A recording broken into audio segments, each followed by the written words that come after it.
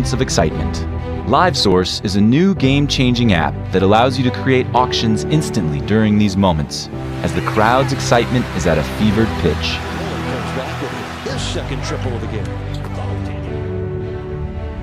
Imagine, after spectacular moments, you could remove any item from the field of play and place it into a live auction in less than a minute while the game is still on.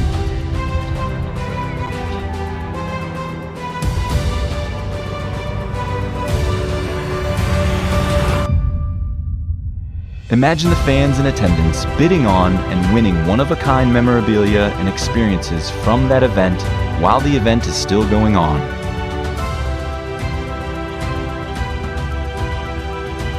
LiveSource handles the heavy lifting so that there are no limits on what can be sold or when it can be sold.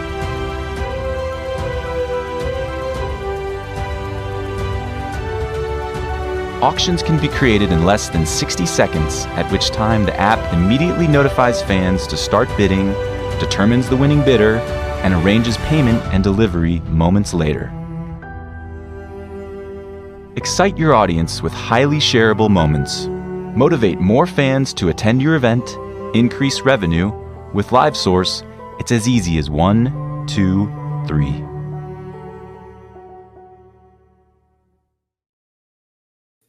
All right, well, we're back again, NAL Live, and we want to thank LiveSource, our sponsor for the show. Online auctions and raffles. Make sure you go download the app. Teams throughout the league are going to have great stuff on there, and I can tell you, just my guest has got such a high demand that people are fighting over his jerseys in the past. So this app is going to help everyone get access and bid and participate. So make sure you download LiveSource app, livesourceapp.com. And today we're back with another player. We have Devin Wilson from the Jacksonville Sharks. How's it going? How's it going? I appreciate you having me. Yeah, no, thanks for joining me, man. I just, I was kind of reading over your bio. I'm like, man, all right, so we're doing the all-star team here these first few weeks with the players. So it's good to see, and it was good chatting with you before we got started here. But fans that are out there, feel free to comment, post where you're watching from, so we can kind of get an idea of where everybody's at. And then if you got questions for myself or for Devin, throw them up there. We'll try to get to them throughout the show. But let's kind of get started, Devin. Let's start off with where you grew up, kind of when you started getting involved in football and sports. Yeah, so Nashville, Tennessee, born and raised. Started playing football when I was 5, and my mom got me into it. And I kind of fell in love with it. I was a quarterback growing up all the way. Got to high school and got moved to receiver. And was pretty cool. Golden Tate was one of my high school teammates. Learned a lot from playing with him and stuff like that. But I was more so a safety, more so than anything. And like a lot of my offers and stuff came from me, wanting to play, or schools want me to play safety or like outside linebacker, which was bizarre to me. I didn't see myself playing any type of linebacker. But TSU was the only school to offer me to play receiver. So at first, I never thought in a million years I would go to TSU, Tennessee State, and went there. Started as a true freshman, which was actually pretty cool. My sophomore year, I had an injury, a really weird injury.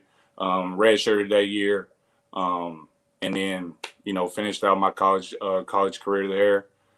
Had pro day, nothing really happened. Worked out for some teams and stuff like that. How'd that transition go for you, though, going from DB to wide receiver? Well, it was cool. I played receiver like through high school and stuff, but my junior and senior year, I played with a cast on my hand because I had surgery on each one of my wrists. It was crazy. I broke a bone in my wrist like an exact year apart from one another. Oh, wow. And yeah, my skate fork. So I had a screw put in each one of them. So each year I was playing with a cast on my hand. So I don't know. I mean, I was always like a more physical player. So, you know, me running down hitting people was never really a problem.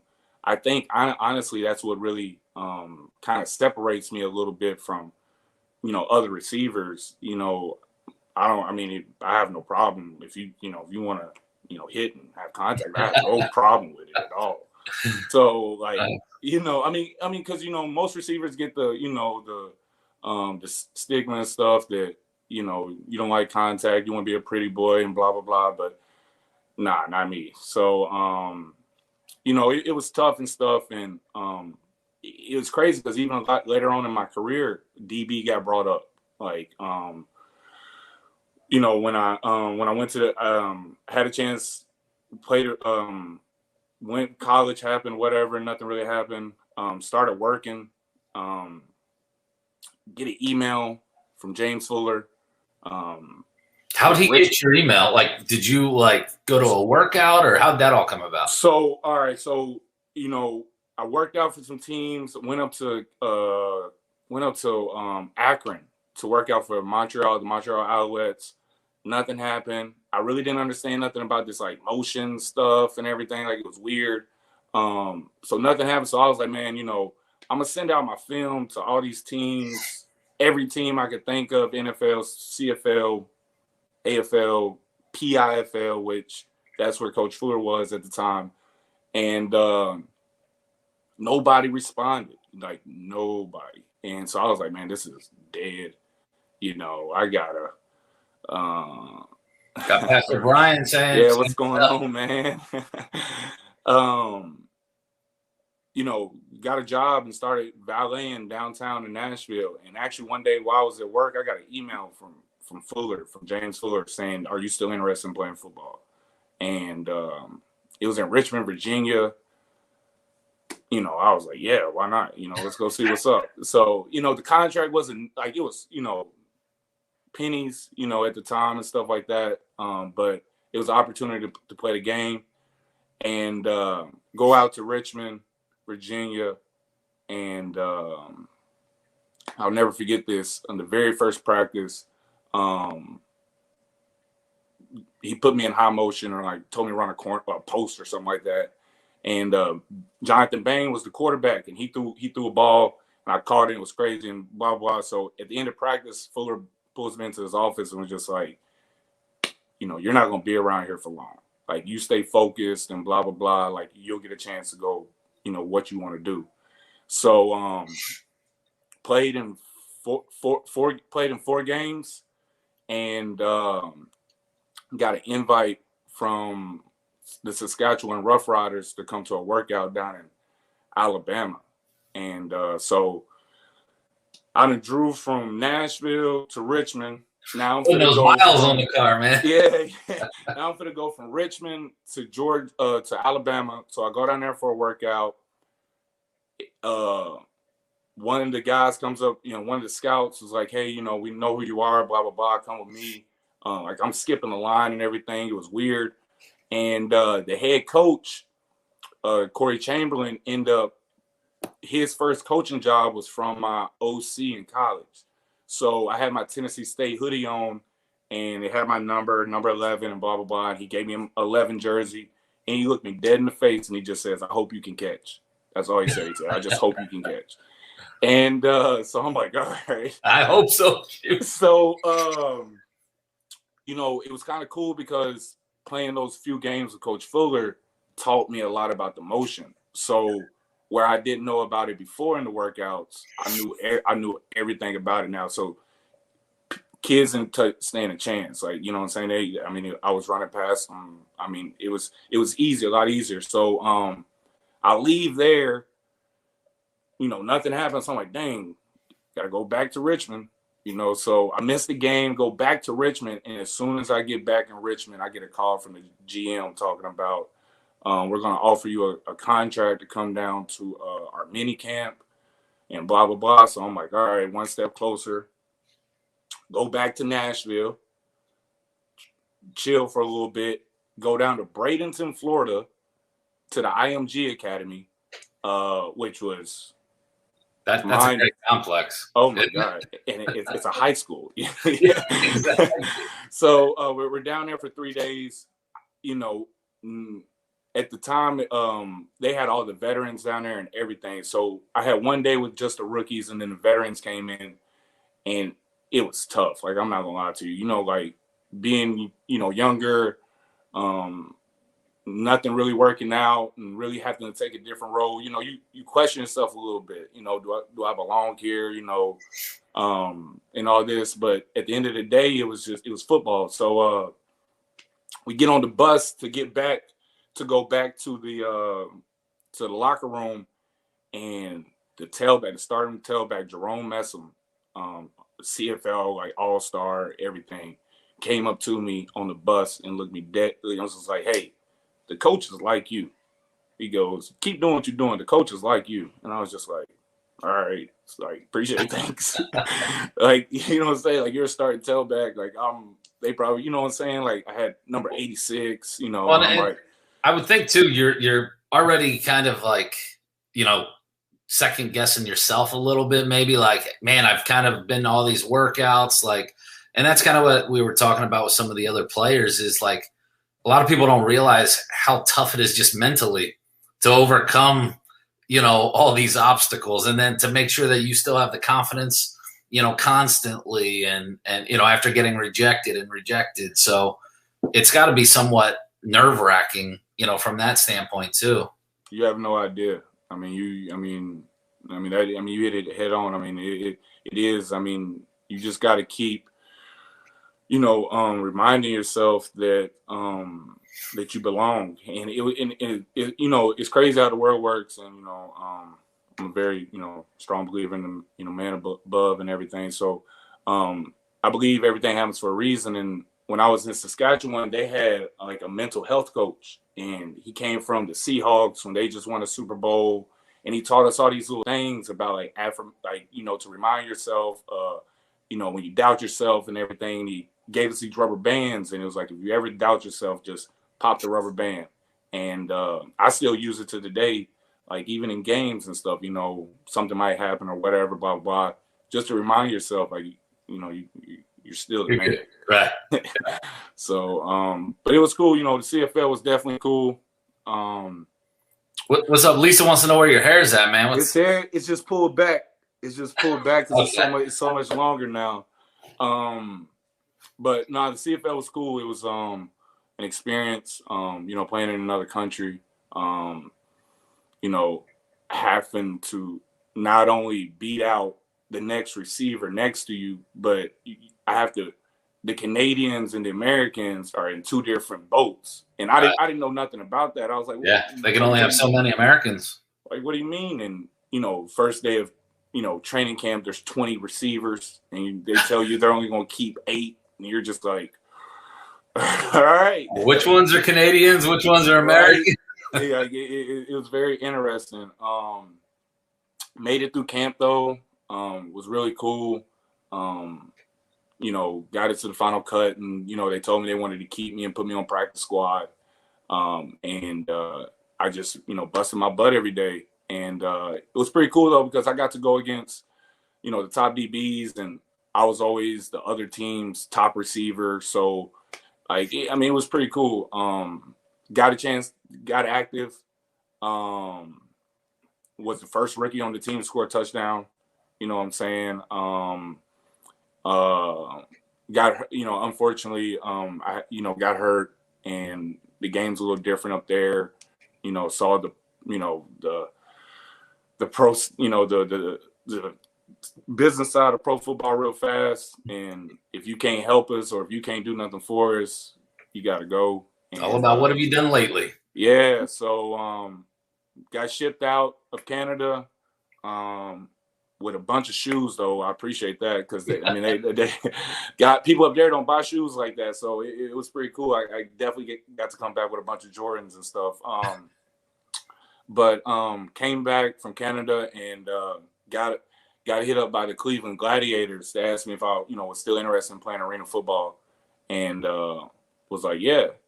And so went to Cleveland, was behind a veteran heavy receiver group, and really had to wait my turn, and that was tough, crazy tough, like unbelievably, because every day I'm out here killing the starting DBs.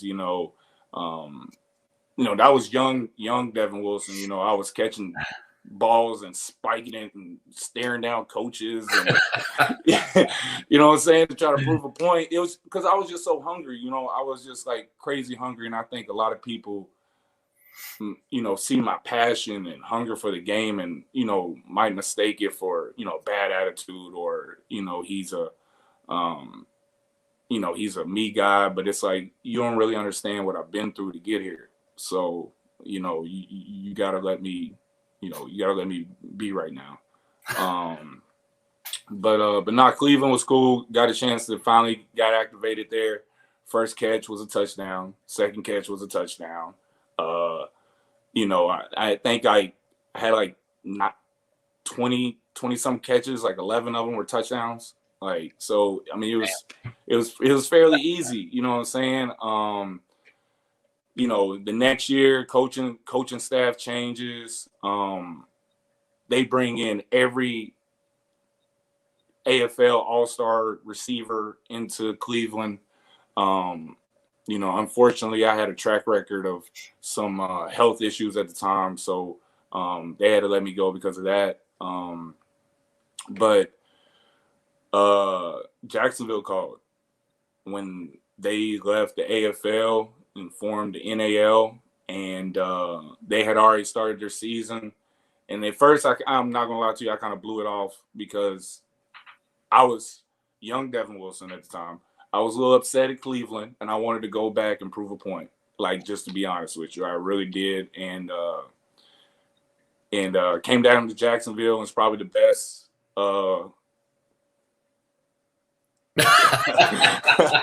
Is that your thing? Hey, that's my thing. Everybody, if you know me, you know I'm a Coca-Cola guy.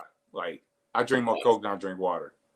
Like, yeah, I hate to say that. Like I was last year during the game, like I didn't have a Coke, and one of the linemen were just like, "Where's your Coke at?" And I was just, or not last year, but in 19, and I was just like, I didn't get it. He was like, No, we got to find you a Coke before the game. But nah, came down to Jacksonville. It was cool. Who was the coach there? Mark Stout was the coach at the time. He was the coach at the time at first when I came in, and then Coach Burley ended up taking over midway through the season, and that's when I kind of started flourishing a little bit. We won the championship, and that was cool and everything. And the AFL and NAL was still going on at the same time, so Cleveland called me back to go up there and finish the season with them. Went up there. It was just a bunch of back again, mental, straining. So I called it quits. I was like, I'm done. Got me a championship. I've been working for this for life. Finally got me one. So, why not chill, just start life. And I guess that really wasn't where my heart and head was at the time. So I was working, and me and Jonathan Bain, it was crazy. So me and Jonathan Bain kept a crazy relationship. Like, we only played a few games together in Richmond, but I think we had a lot of common, common things and a lot of things in common. And so we kept in touch. Like, even when I was in Cleveland, even when I was in the CFL, everything. And after 17, he was just like, we kept in touch even more. And out of nowhere, he was just like, "Hey, man, you think you might be interested in playing again?" Like, blah, blah, blah. And I was like, I don't really know. And then out of nowhere, Fuller hits me. It was just like, "Hey, we're finna get this team in Maine. Jonathan's going to be my quarterback. Would you come play for me?" And I was just like, "Yeah." Like, you know what I'm saying? Like, yeah, I'll come play. Yeah. You know what I'm saying? Like, Maine though, like, that's far, but all right, let's try it out. So sounds cold too. Sounds real cold. Sound is not it's not like they only have like 1 month of summer. Like, it's crazy. Like it was definitely an experience. Something definitely I'll be able to tell. One day. That's the place you just go visit. I don't know about living there. There you go. If you like seafood and lobster, place to there you go. I promise you. But now, Bain flew into Nashville and we drove up 20 hours straight. I'll never forget it. I drove 20 hours straight. We didn't want to stop, and we just got there. And we actually drove through a snowstorm, which was kind of interesting. Nice. But got up there, it's a new team, it's an expansion team, and they didn't get to sign players. Like, everybody already signed all the players, so they were late in the game. So we got up there with a lot of guys that have never really played, very hungry guys. They're scared to go to church and get a scripture tag. But got up there and stuff, and a lot of people didn't know. Like, they didn't know nothing about the game. So we started off like 1-7, like awful, bottom of the league. Only team we beat was Lehigh. Nothing against them, but right. I mean, so but we got it rolling. Like, the thing about Fuller is, just he knows what he's doing. It's a method to the madness. He definitely knows what he's doing. So we got it rolling, and we were probably, if we would have gotten into the playoffs, we'd have won the championship. Like, I can tell you that now. The year Carolina won it, we would have won the championship. We were the hottest team out. Nobody could stop us. The defense was playing lights out. We were putting up points. We knocked Jacksonville off the last game of the season. You play some quarterback too, or what? Oh, yeah, man. I can do it all. I can do it all. But nah, it was a cool season. But they decided they didn't come back. They ended up folding, or the league decided not to bring them back. And Coach Burley hit me up and was just like, you want to come back to the tank? And I was just like, just had a good season, 1,000 yards, first team, all league. What's up, Jay Will? And came back to Jacksonville with Coach Burley, which, at that time in my career, I was, I wanted to try to find a home, and Coach Burley is, anybody knows anything about arena football, one of the best receivers to play the game, and, knows what he's talking about and everything. And he actually, helped me take my game to another level. He helped really believe in me, but he also, the team we had that year was just unbelievable. We had the top 3 scorers from the year before at receiver, so you had 3 number 1 receivers. You had the best O-line in the league. You had the best D-line in the league. You had the best DBs in the league. You had 2 head coaches, really. What else could you ask for? Right? Right? New York caught a slip in that first game. Not gonna lie to you, that was crazy. But we went 15-0 from there. So nice.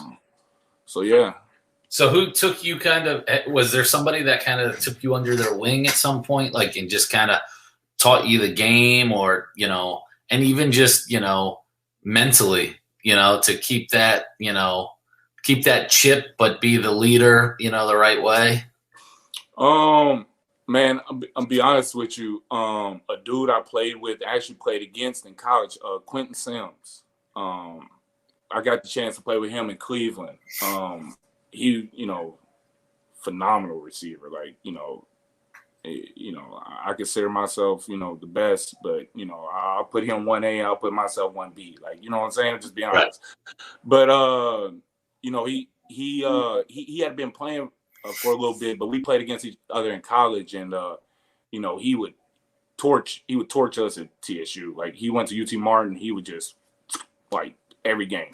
And we ended up linking back up in Cleveland, and we were actually roommates during camp and everything. And he played in OVC and blah blah blah. So we had a connection, and he had a lot of respect for my game, and I didn't understand it. I was just like, hold on, you know what I'm saying? Like, nah, like you ain't gotta like, hype my head up or, make me feel good. Like, you ain't gotta do all that. But now he had like mad respect for my game, and he spent the year in Arizona before he came to Cleveland. And at that time in the AFL, Arizona was the powerhouse. You had Davila, you had Rod Windsor, you had Purify, you had all those receivers on top of Kevin Guy, on top of Coach Burley was out there, so you had all these great arena minds together. So he learned the game from them.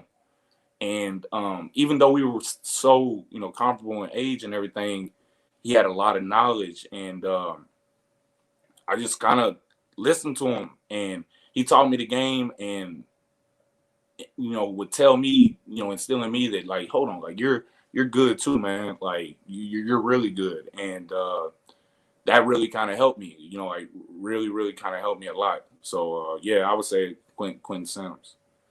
Nice. So what's kind of your style? Are you, you coming from a DB, DBs, I think like to chirp a little bit. Are you, you're gonna hear me. You're gonna hear me. Like, I mean, Coach Fuller probably ain't gonna, or any coaches. I mean, any coaches that play for me. I mean, you want to be on my team, and you know what I'm saying. You're gonna be glad that I'm playing with you. A lot of guys that have played against me. Like the year we won in 19. Jeremiah Fortson came from Columbus and one of the top receivers in the league and blah blah blah.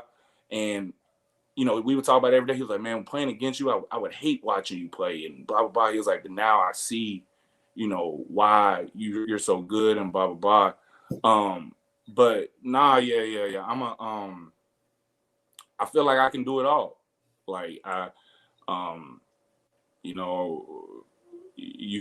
can go in high motion, which has been proven, you know what I'm saying? I can, win stationary, I can win on screens, I can win on handoffs, I can, you can throw me quick routes, you can throw me deep routes, you can throw me fade balls. I mean, whatever you need. I mean, you know what I'm saying? But I really think my physicality and my size is, what kind of separates me. I've had coaches tell me before that, they don't watch me on film. You really don't realize how good I am, or how big I am and stuff until you see me in person. So how big are you? What's your size? Well, I'm about 6'3", probably about right now, probably about 215, 218, 220. Nice. And so what, you like to punt balls into the upper level of the arena, or what's going on with that? I can play. Is that a celebration, or is I can play like happy or mad? Nah, so it's just kind of my thing. Like in practice, I'm an energy guy. I'm gonna do what it takes to get stuff going, and at the same time, I'm gonna have fun playing the game. It's a child's game. You know what I'm saying? I mean, I've been playing it since I was 5 years old. And when I was little, you would do something, they would tell you, give the ball back to the referee. You can't celebrate because you can't celebrate because you can't do that until you get to the pros. Well, I'm in the pros now, so so I'm gonna celebrate. So what's kind of your favorite go-to celebration? Man, all right. We played Jack. So all right. Funny story how I'm a shark. Okay, so we played when I was in Cleveland in 2016, we played Jacksonville on ESPN. All right, on like prime time, a Saturday.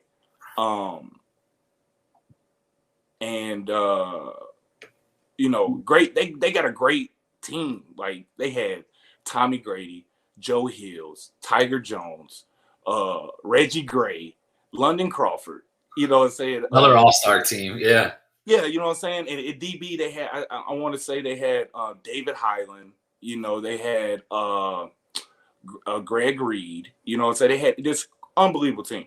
Les Moss was the coach, I do believe, at the time. So, I'm still young to the league. So, I'm hearing all this. Joe Hills is a great friend of mine. We played together at TSU. you know, one of the best, if not the best receiver ever to play arena football. You know, I mean, I think he still has the streak for like, 100 touchdowns in a row or something like that. But we're playing we're playing Jacksonville. And before the game, I saw a cameraman. And I told him, I said, hey, man, look, when I get in, I'm going to score. I promise you that. And he was just like, what? And I was like, where are you going to be at? And he was like, I'm going to be right here. And I said, well, all right, when I score, I'm coming to find you. Just be ready. And he goes, all right, yeah, be good. So I guess he thought I was like blowing smoke or whatever. But, you know, I had to rotate, so I didn't really get a lot of chances to play. So when I played, I had to make it count. So, and during, before the game, I had an undershirt, and I knew, you know, my mom and stuff couldn't make it to the game. So I wrote on my undershirt, "Hi, Mom." And we score whatever. I run like a hitch route. Arvell Nelson, rocket arm, threw me a ball, and I like dove into the end zone, and it was that same end zone that guy was in. And I turned around, and he was right there in my face. And I pulled my shirt down, and it said, "Hi, Mom." And she was like, she was watching it in Nashville, like at a bar and stuff. So, and it was like a bunch of people, like family members and stuff in there. So it was that like cool. That, you know what I'm saying? That was pretty cool. Like when I scored in the CFL, I jumped in the stands. You know, that was pretty cool. Last year in 19, we played Orlando, and I scored a touchdown. And as soon as I turned around, I saw a cheerleader left or something. I don't know, but there were some pom-poms on the ground. So I went and grabbed them and got my TO on. You know, I done had fans, you know, give me a Sharpie and stuff like that. You throw the balls in the crowd, or you keep every touchdown?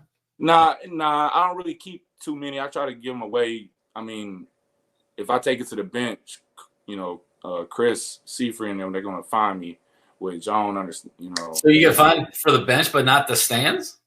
You get fined for the stands. It's you do. Okay. Yeah, it's at their discretion. You know how that works. Yeah. All right. So what'd you do in Philly? Oh, I gave Jaws a ball. After you scored on them. No. Yeah, most definitely. So man, again, I would have to wait my turn. So, you know, I'm a team player. So, you know, I'm gonna be on the bench, and I'm gonna hype my guys up. You know, if I'm being on the bench, if that's where the coach thinks I should be, I'm gonna hype my guys up. And you know, he's the owner of the Soul and everything. So he's right there, and he's like, "Hey, you need to be quiet, and you know, you need to get in the game." And I'm just like, all right, I got you. So Coach Ton put me in the game, and anytime as soon as I win the game, he's sending me deep. Like, it was just a known thing. And we went like a post route off the first one, didn't strike on it, but then he sent me deep again, and it was on James Romaine, which is one of probably the best, you know, DBs arguably to play the arena game. You know, I mean, he's pretty good. And caught it on him, caught a touchdown. So I took my towel off and put it on my arm like I was a server, and ran right over to Jaws and turned to him and flicked it to him and gave it to him just like that. Flags flying everywhere, you know what I'm saying? I got fined for that. Did he say anything? He didn't. But so his assistant, Coffee, hit me up and was just like, "Man, do you know what you did? Like, you know who that was?" And it was like, "Do you know what he owns? Like, he owns all of Philly." And I responded back to him like, "Yeah, he also owns a Devin Wilson touchdown football now too." If he wants it autographed, just let me know. All right. Let me know. Hey, let me know. We can make it happen. You know what, though? I always tell people, man, if you're not going to have fun doing it, why do it? And that's what, I mean, you know, arena football is just, it's a fun time. I mean, fans, they're up close, you know, they can participate in a lot of these things. How about like the fans during the game? Are you one of the guys that will, like, you know, do you ever talk to the fans during the game? Or definitely. I mean, I could definitely say I'm, I could, I guess, be considered a fan favorite. You know, We got to get a GoFundMe going for Devin here for this season. Yeah, nah, I love the fans. You know what I'm saying? Because I mean, without them, it would be kind of weird. You see in these NFL games and stuff, and you see them playing without fans. I mean, it'll be a little weird, and people, talking about the COVID, season. If we would have played, it might have been without fans, and that would have been weird. I think, would it have been doable? Yes, 100%. But you got to understand too the game we're in, and the business side of it. Why you need the fans. So, I love the fans, and they make it interesting. It's good to go on the road up. Like I love the tank. I love the tank. Like I love playing at home, but playing on the road, it is great. I love it. Like, I'm a big fan. Bring it on. Like hostile. Come on. I want your toughest fan in my ear. So when I score, I can go look at him and be like, here you go. Yeah. Like, and that's gonna be the first person getting your autograph and photo after the game too. Oh yeah, 100%. It always happens that way. As much as fans talk, mess to me, they're the first ones down after the game. Can I take a photo with you, or this, that, and the third? My son loves you, and I love it. I mean, I really do. I mean, I've played, everywhere, except for the NFL, and I just feel like arena football is a little, it's a lot specialer. You know what I'm saying? It's more personal, I feel like. Yeah, I mean, it's hard not to hear the fans when they're right there. And depending on the arena, some of these arenas, man, the fans are like right over the bench or like right at, where you guys are. So. Oh yeah. Have you played any DB at all in arena? Like, have you been in a spot where? Because I'm a big proponent of bringing back Ironman football. Like, I think it should go back to what started arena football. And I hear you. Well, I'll probably be that one receiver that won't be playing defense. You know what I'm saying? Well, hey, you're the specialist, all right? So that's fine. But no, there's been times I've had to play some DB. So funny story. In 17 when I was with the Sharks. Okay, I came in the middle of the season. They were already like 3-0 at the time. So Coach Stout had every right to not mess up the chemistry they had going on. But, I get that. I understand that.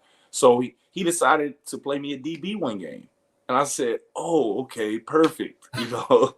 Let's see how this works. So I'm big, I'm physical. And if you're a receiver and I'm a receiver, I'm going to play you how I'm going to play it from a different standpoint. So I'm going to try to jack you up as soon as I can. And that's what happened. I would just start jamming people, and it was pretty awesome. But I've with Fuller in Maine, I've played some DB, well, like in an emergency situation. Actually, when I got released from the CFL, Coach Jones got the job in Saskatchewan, and he hit me up personally and was just like, you're a great size for a receiver, but when's the last time you played DB? And I was just like, high school. And he was just like, you're the prototype DB. So I went and worked out for him, just a DB workout. I went and trained with a DB coach for a couple weeks and went and did a DB workout. And it was, don't get me wrong, if you keep, training something, you could get it done, but it was just, it wasn't natural like that. I want to catch touchdowns, you know what I'm saying? So, yeah. All right. So what else you got going on? So you've kind of been in Jacksonville then for, a few years now. Is that kind of home year round for you, or are you just there during the season? No. Yeah, Jacksonville, Duval's home now. 904. It's this has become home. I'm actually a coach, a high school coach at Andrew Jackson High School, and I'm a teacher there also. So I teach anatomy and physiology, and I'm part of our sports medicine magnet. So when I went to Tennessee State, got my degree in human performance and sports science. Football has always been a passion of mine. So I had the opportunity to join the Andrew Jackson coaching staff, and when that happened, started rubbing shoulders with people and found out that, I have a degree in this, and, found out I was qualified to teach. And when I actually went to Tennessee State, my very first major was early childhood education. So, I had thought about being a teacher, just wanted to kind of go towards the sports side of it. But, it's just crazy how the Lord works. Everything works how it's supposed to, and I'm getting to do both now, so it's cool. I love it. What age are you teaching? Is it high school or high school?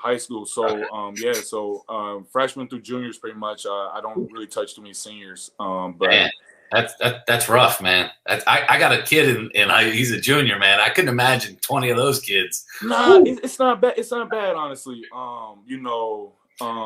They probably act a lot better at school than they do. Right? Like, and it's always like that. Even when I was a child, you always act better away from home, because you want to represent your home and stuff. But no, it's cool. The kids are great. The school's great. Administration's great. The players, I love my players. But I got to explain to them that, Coach Wilson on the field and Coach Wilson on the, coaching field and playing field are two different things. Like, you can't be out here kicking balls and stuff because you see me out here kicking balls in practice. Like, I get paid, you don't. You know what I'm saying? So it's cool though. It's cool. Zach Brown is actually our linebackers coach at Andrew Jackson. Okay, nice. Yeah. So try to keep it a family thing.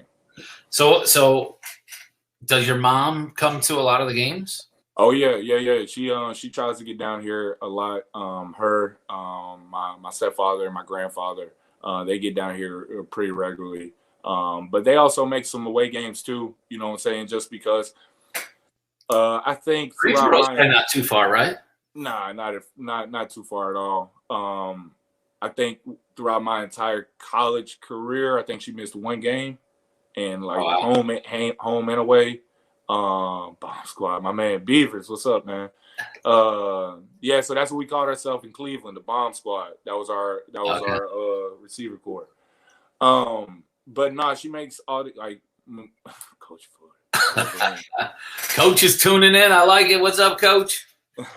That's my nick. That Coach Floyd gave me that nickname. Wolverine. How'd that come about? When? So that year in Maine, like I told you, there'd be games, where probably other coaches going to tune in. They would know that I would be the focal point. You know what I'm saying? It is what it is. So there'd be times I would just get beat up every game. I'm talking just crashed by jacks, front side corners are coming to try to take me out. I remember we played Columbus, and at one point, the front side corner came to crash me. The safety was the high safety was right there, and the backside corner came to crash me. There was 3 people on me, and Rod Brown scored a wide open touchdown. It was great.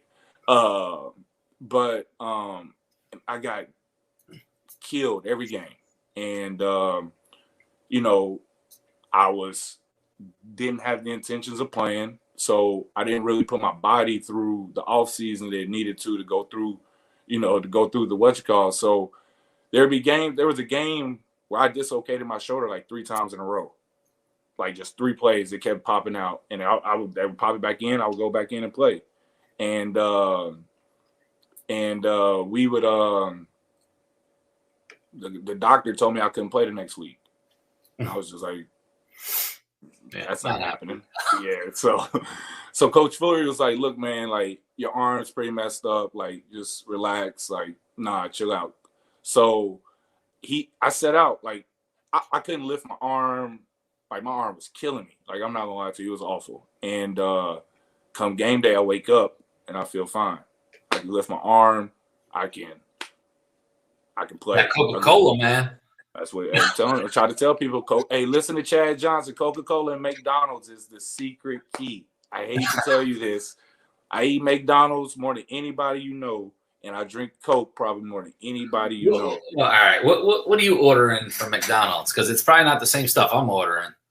Well, I go every morning to give me an iced coffee. So I give me an iced coffee and like an apple fritter or something from there. They have pretty good, like a bakery is pretty good actually. Shocking, but pretty good. Yeah. But nah, I'm a double cheeseburger guy. I like me some nuggets. You know what I'm saying? I like me a Big Mac. What kind of sauce with nuggets?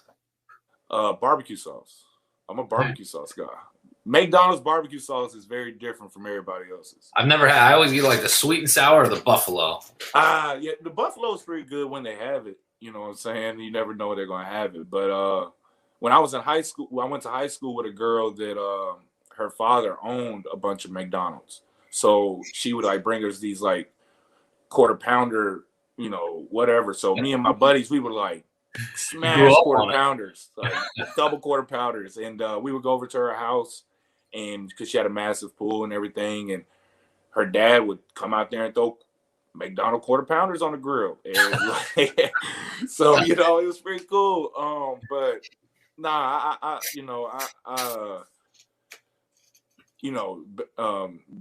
my boy Bane, he laughs at this all the time, but certain people's genetics are just different. And I think I've just been blessed with different genetics. So what is it about Coach Fuller? You know, because I mean, you've kind of, you know, connected and linked up with him a few times now over your career. Yeah, man. So all right, so Coach Fuller is first and foremost, you know, he's a player's coach. All right, straight up and forward. Thing I like about Coach Fuller is that when it's time to work, he's going to expect you to work. You know what I'm saying? And like he's going to get it out of you.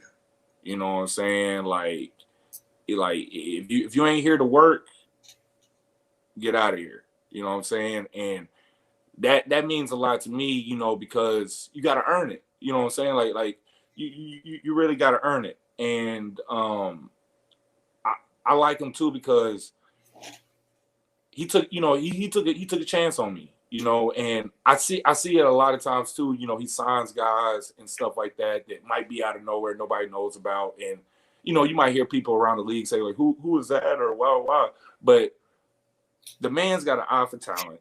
You know, he gave me a chance when nobody else would, and he knows what he's doing. You know, for a DB to be able to call an offense and to really dissect the defense like that, it's crazy. And I've seen Coach Fuller run a team by himself. All right, when we were in Maine, I saw this man cook, like something happened with the food. Coach Fuller brought the whole team to his place and cooked for the whole team. How many coaches you know do that? Only one from the show, and that's Jersey's coach. He likes to cook as well. So how is coach is a cook though?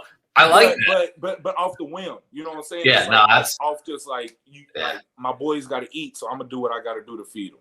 You know, Coach Fuller's gonna go to war for you, but you know he also ain't finna put up with no BS. You know, like he's a great dude. You know, a great dude, stand up guy, knows the game. Like, you know, knows the game. And you know, he truly what he says, like he wants you to strive for greatness. Like, and if you ain't trying to do that, get out of here.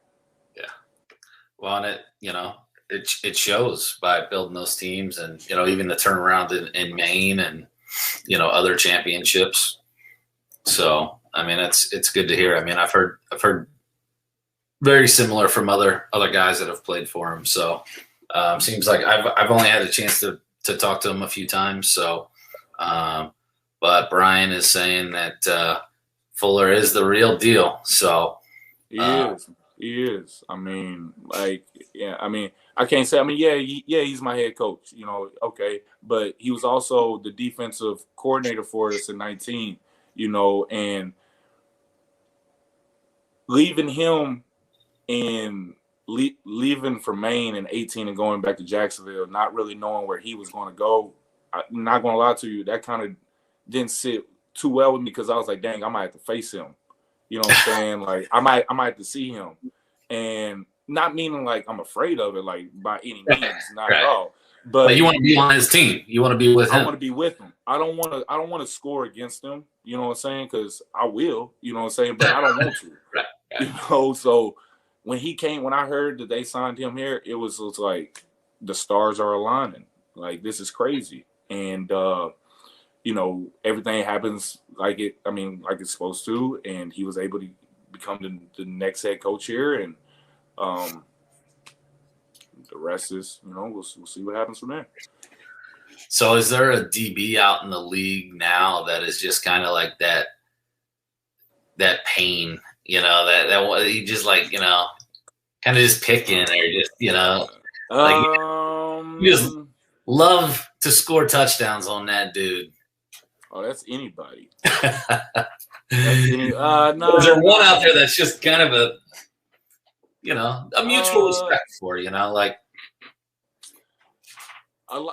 So, all right, our league's got a lot of good DBs. All right, I will say that. And one of the guys that I'm grateful he's coming back to the league this year, KJ, Kieron Jones. He played with us in Maine. Great guy. Like, you know what I'm saying, unbelievable communicator. But he makes you, you know, good in practice. Like that's one thing about me is, like, you know, guys that have never played with me and guys that, you know, have played with me, they'll understand this. I'm a practice harder than I play in the games. Like, I'm gonna try to find out, you know, really, you know, like, I'm gonna try to push you, and hopefully you push me, you know, in the game. So, like, the year we won it, you know, Seth Ellis. Every day I'm going against Seth Ellis. You know, every day I'm going against Rob Brown. So, you know, those guys, crazy respect for. You know, Marvin Ross is another great DB. You know, he's not really in the NAL this year, but he used to be a Shark. You know, won a championship with us in 17. What, you know, in the NAL. But I mean, yeah, I mean, they're all good. You know what I'm saying? Like, I'll give you that. Oh, come on, man! Don't be politically correct on the show here, man. I mean, we need some blood out there. No, look. I ain't gonna give nobody no bulletin board material, but at the end of the day, they do know. I mean, they know what's up. You know what I'm saying? Like, You're not scared to name them, are you? No, I don't. I just don't really know any. You know what I'm saying? Like, that's really what it is. Like, yeah, they're good, and like this is probably going to get some DB. He's probably going to break a ball up this year, and he's going to be like, I heard what you said. I'm like, okay, then I'm going to score a touchdown the next play. So it's going to be all good. But I mean, you know what I'm saying? They're good DBs around the league. But one thing I have noticed, me versus other receivers, other DBs, you can't play me like you play other receivers. All right. You know, you can't. And, you know, guys try to game plan for it and blah, blah, blah. But until you see it in person, it's not the same. You know what I'm saying? It's like Mike Tyson said, everybody's got a plan until they get hit in the mouth. You know what I'm saying? So, yeah, I mean, that's pretty much it, I guess. What's something that most people don't know about you, even most of your teammates? I'm a nerd. I'm a big nerd. A nerd? Like what kind of, like, are you just like? Nah, I'm a big reader. Okay. Like I'm a big reader. What kind of stuff? Like books or? Yeah, like I'm reading Dante's like Divine Comedy right now. You know what I'm saying? Like that kind of, you know, like I don't know, I'm weird. I feel like there's a bunch of J-Man. There he is. You know, there's a lot of knowledge in books, you know what I'm saying? And kind of the culture and stuff I come from, you know, they don't really, you know, try to convince you to read as much. So, you know, when I was a child, I used to hate reading. But now as I've gotten older, I've kind of, enjoyed it. It's really relaxing. I wake up in the morning, especially before I go to school and stuff, get my coffee and stuff, and, try to read me a little passage of something in the morning just to get my mind going, just to get, my brain stimulated and everything like that. But, yeah, I mean, that, I'm big into nature, like big into like nature walks and stuff like that. You go camping at all?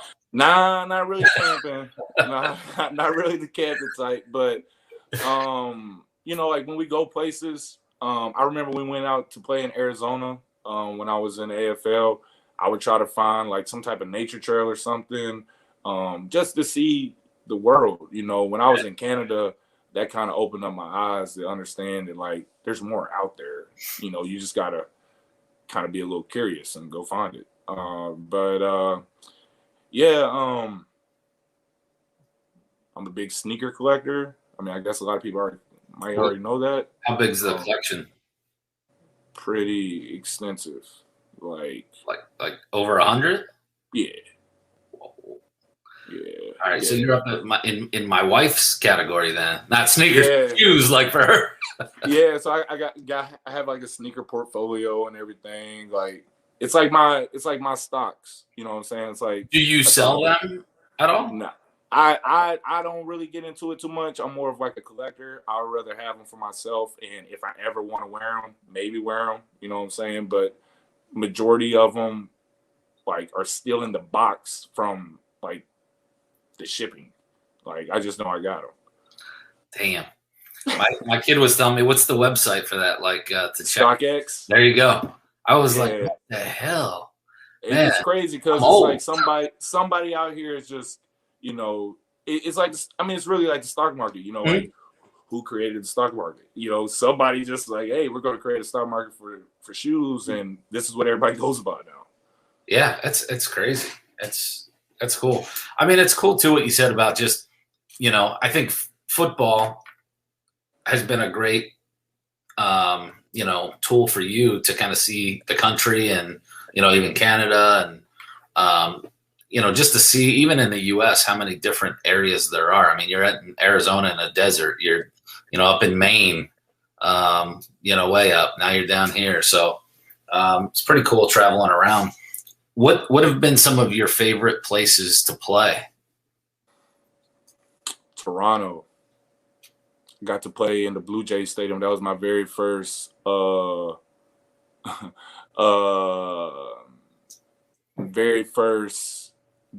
start in the CFL was in the Blue Jay Stadium, and that was crazy because we go out there, we warm up, it's closed, and whatever, it's cool, and we come back out and it's open, and you can see like the needle in Toronto and stuff sitting right out of the stadium. I think it was Rogers Center or something like that, and I remember being at the game like during the timeout and just like staring up at it. And like an offensive lineman, Dan Clark, coming and grabbing me. I was like, hey, like, you got to get back in the huddle, man. And I would definitely say, yeah, Toronto was pretty cool, just because like the atmosphere and everything. So tell me about more Jacksonville. What kind of stuff do you do, locally here? You play golf? You go fishing at all?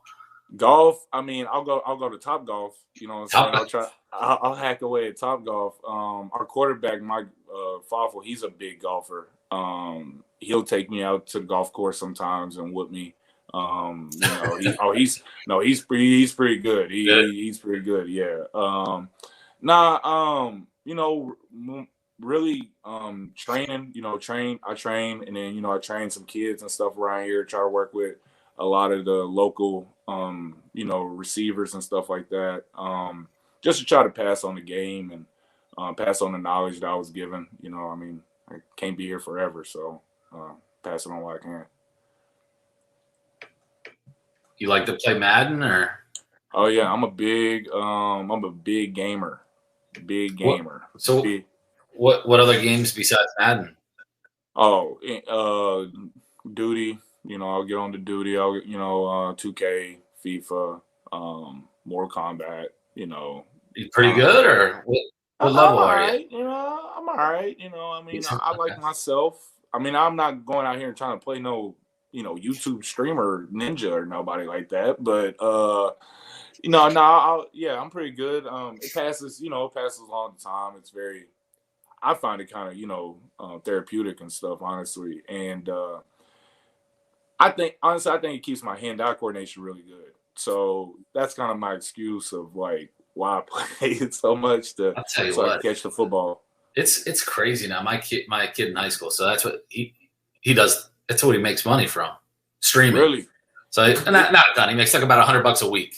All right, But hey, he's got merch now, and that's big. Like that's big. Crazy. Like, I wish when I was growing up, I could explain to my to my mom I could get paid from playing video games. But yeah, I wish I missed the boat. I'm 42 now, and he just whips my ass every time we play everything. So I'm done. I'm like, I'm not playing anymore.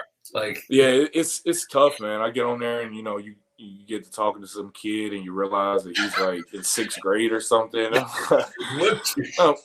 Yeah, it's bad, man. It's definitely a reality check. So you can cook a little too. What's your dish? Oh, I could cook anything. Yeah, you have a specialty? No, not really. Like I said, I can make anything like fried. I mean, the usual fried chicken. I make it pretty good. My mac and cheese around the team function has been pretty legendary. You know what I'm saying? So how do you make your mac and cheese? Because my wife's mac and cheese is like kind of her thing, and so I'm always curious about different styles. See, I can't really tell you because it's a secret. So you know what I'm saying? I mean, it's just a bunch of different, not a bunch of different. So I don't want to say that because people are gonna be like, well, what do you put in there? It's a bunch of cheese, cheeses and stuff like that. Some good, decent. So it's not Kraft macaroni. Nah, not the box and the powder. Come on. The shells are good though. The shells, the Velveeta. They are, yeah, if you're trying to be quick and stuff, but nah. It's gonna take it's gonna take you about an hour to make. You know what I'm saying? Total prep and everything. Nice. No, that's man, I could eat anywhere. So tell me about like favorite places to eat in Jacksonville. And these questions are more for me when I come to town, so I know where I'm gonna go eat. Favorite places to eat? Well, it kind of depends on. I'm a seafood guy. Like, okay. I like seafood. No, he does not eat fried chicken before games. Oh yeah. Are you serious? Listen, that doesn't mess your stomach up? No, it doesn't. Like, I will. I eat like anything, like for real. Like when I was in the CFL, there was a McDonald's literally right next to the stadium, and my coach would tell me, quit bringing McDonald's to the stadium. And I was just like, bro, I gotta eat. Like, he was just like, well, wake up early and make you something to eat. And I was just like, it's right here. But yeah, when I was in Cleveland and stuff, Happy Meal right before workouts, practice, fried chicken, large Coke, it don't matter. Here's the thing, if I don't eat something like that, my body's gonna go into shock, I think. Have you ever, because my daughter bought this as a housewarming gift for us, an air fryer. Have you ever? Not an air fryer, but I'm a big Instapot guy. Okay. I'm an Instapot guy. I like the Instapot. The air fryer is good because it tastes like, I do wings in there a lot, and it tastes like normal, crispy, fried wings without the oil. See, I'm a grease guy. You need that grease. You need that grease. I am. Most unhealthy baller. Come on. And it's crazy because I was telling somebody at school this earlier. We're talking about the circulatory system and everything, and the cardiovascular, health of the heart and everything like that. So here I am, eating all this, and I'm telling my kids, you got to eat healthy and stuff like that. And I'm coming into school for lunch with Popeye's chicken strips today. So yeah, it's genetics, man. It's genetics. You just got it. I mean, that's great. That's great. Any last questions for Devin here? throw them in the chat, and we'll ask him. All right. So how about a little dirt on a couple of these players that are your teammates that are chiming in here, kind of throwing you under the bus on some things. So, oh man, give us a story on Bain here. I've noticed him, a few of them. Yeah. Oh, that's the Texas gunslinger. The Texas guy. Yeah, he's from Texas. Man, listen, Bain only thing he is going to eat is rice and chicken. That is it. That's it, rice and chicken. That's it. Rice and chicken and burritos. That's it. That's all he wants to eat. And Smoothie King. He'll go to Smoothie King every day. He gets mad at me because he works out so hard. Like, Bain, he lifts. Like, I lift too now. Like, I'm not saying that. Like, especially now. But not to the degree that he does. Yeah, he's probably a little bit more. Well, I don't know. Like, now I could definitely say I think I'm gonna shock a lot of people around the league this year, but that'll be another story.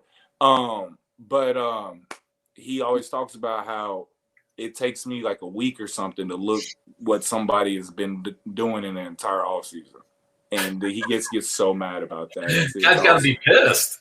They're like, yeah, but I just tell him, I was like, it's genetics, man. It's genetics, and he always talk. He always, because I mess with him about him having chicken legs and stuff. And, he always, but that's my man. That's definitely my man. So who's your, roommate on the road? Roommate on the road? Who was it? Cody Saul. Cody Saul was my roommate. That was a pretty cool one. Great guy. Defensive captain, jack linebacker, a lot of intensity. So definitely cool, hanging out with him, talking to him. But it was, I'll be honest with you, I liked rooming with him because it was a lot more talks about like life. Like, we really didn't talk too much about football. You know what I'm saying? That'll take care of itself. But he just recently got married. Had another child. Cody Saul. Is he back for a season? Nah, I don't think he's gonna come back. We would love to have him. You know what I'm saying, Cody? If you're hearing this, you know what I'm saying. We would love to have you back. That new wife said no more football. I don't know, man. Maybe we got to figure something out. Maybe we got to, try to get her down here too or something. But not. Yeah, man. We would love to have him back. Great jack linebacker, and very good receiver as well. Like, very good receiver as well. That's the beauty of arena football. We only travel 3 receivers, but your 4th receiver is a jack linebacker. Right. You know what I'm saying? So, yeah, good luck trying to throw a ball over him. He's a receiver. He's going to catch it, So, but, yeah, that was pretty cool. All right, last few things, and then we'll let you go. How about your favorite sports teams? The Titans. Titans? Tennessee Titans. All day. All day. How about, are you NBA or NHL? Any? So, all right. So, the NBA, I don't really have a team. Like, that's how I am. People probably going to kill me over this. You know what I'm saying? You're a bandwagon hopper or whatever, blah, blah, blah, whatever. I'm a big LeBron James guy. I have every jersey he's ever, Cleveland, Miami, LA, you know what I'm saying? I'm a big LeBron James guy. Besides Jordans, LeBron James are probably, in Yeezys and stuff. LeBron James are the only other shoe I'm gonna get. College team, I'm a big UT guy. Tennessee, not Texas. The real UT. That was like my dream school growing up and everything. Very unfortunate what just happened recently with the recruiting stuff. But we'll be all right. We'll bounce back. Not really NHL. Predators, if I got to pick. Nashville. Local team. Yeah. Baseball? Oh, Mookie Betts. Wherever Mookie's at, I'm there. So that's a Nashville guy. That's my guy. Oh, he's from Nashville. I didn't know that. Yeah. So me and Mook, when I'm in Nashville, training corner, best trainer in Nashville. Can't say more about the guy. But Mookie, me and Mookie, used to work out and stuff together, and everything. And that actually, I'm gonna be honest with you, working out with him before I went up, before I came to Jacksonville in 19, really like took my game to another level because he, you know, MVP, you know, World The real Series, deal, dude. Yeah. what, like anything he picks up, he's great at. Yeah, he's a 300 bowler. You know what I'm saying? Damn. Like, it's kind of sickening sometimes. You see it, you're just like, man, what can he do? Unbelievable basketball player. You know what I'm saying? But yeah, wherever he's at, I'm there. All right, Jonathan wants to know if you could tell us the history of how Tennessee became the volunteer state. David Crockett. We went down there and helped them boys out in Texas. Remember the Alamo? So, you know what I'm saying? Like just, I think guys last year used to kind of, you know, you play against me, you never really understand what I'm like as a teammate. So there'll be times, you know, before games or something, especially in the receiver group, I'm gonna give you some type of like history fact about like why we're about to like take over, or like why we're about to like storm the castle, or why we're about to like not murder nobody, but like you know, do what we got to do. So you know, I'm there to have fun, and I'm only gonna be able to do this for so long. So you know, I want to do it at the highest and have the most fun with it while I can. Enjoy it. And when you're having fun, the fans can see you're having fun. Like everybody has a good time then. And that's really what it's all about. So keep it up, man. It's been pretty cool to get to know you. Now I got to see if you can really back up what you're saying here. I got to see you on the field now, man. So man, yeah, that's I'm looking forward to it. Like, trust me, like taking a year off. Oh yeah. You know, actually, you know, kind of, I like it because, you know, now my body's really good. You know what I'm saying? I really got to sit a whole year off and stuff. And no, I'm very excited for where the league's going and what they're doing. So, yeah. Well, like I told you before the show, we'll be doing, you know, things throughout the season for players of the week. So I'm sure we'll be talking more then, but please keep in touch. It was great to have you on the show, man. Appreciate it. Well, I appreciate it, and I'm looking forward to talking to you more throughout the season, and appreciate, you know, having me and everything, and fins up.